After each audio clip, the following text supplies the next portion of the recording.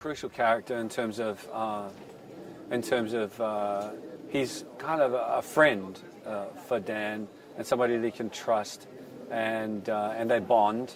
You know, they recognize each other as kind of soul brothers that they have this kind of brotherly respect for each other, and what Billy is doing for Dan, others have done for him, and so he sees it as a kind of way of paying forward, and that sets up a future narrative for them as friends, so that when things start to turn crazy with the introduction of this whole supernatural world of which Billy's not aware of or conscious of, Dan's got a friend that he can turn to for support and help, and that's Billy. In this movie, he's kind of making three movies.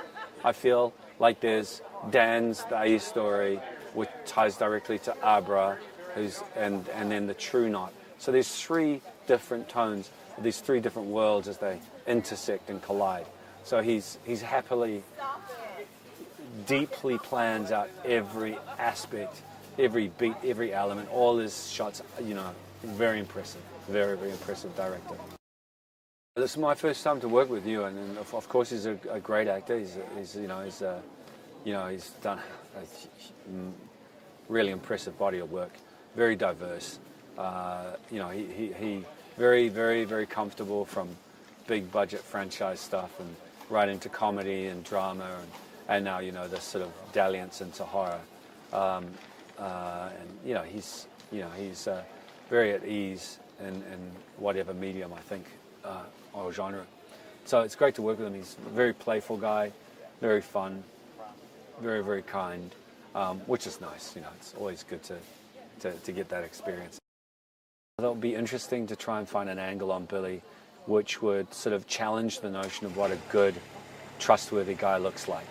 You know, cornrows, but he's got to have a sense of history as well. He's seen some harder times, and he's been in recovery. And so I came up with this whole thing, this idea that perhaps if the first instance of when you first see Billy, he might not be your first choice to like leave your kids with, right? He might challenge that notion of what a good guy looks like. When Danny's character first sees him, you know, working with kids in the middle of town in the parks, like, okay, I'm not sure about this guy, and so you have to earn that relationship with Billy. Once in a while, you get this feeling this is going to be a good one. The core audience who wants this movie is going to really enjoy it. And it takes such a load off.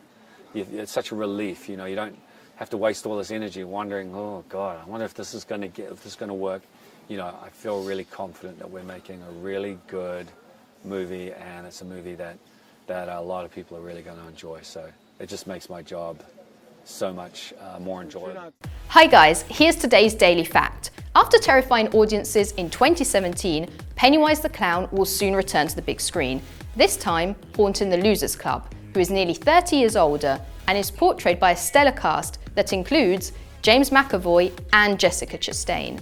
Remember to click below to subscribe or on the side for more great content.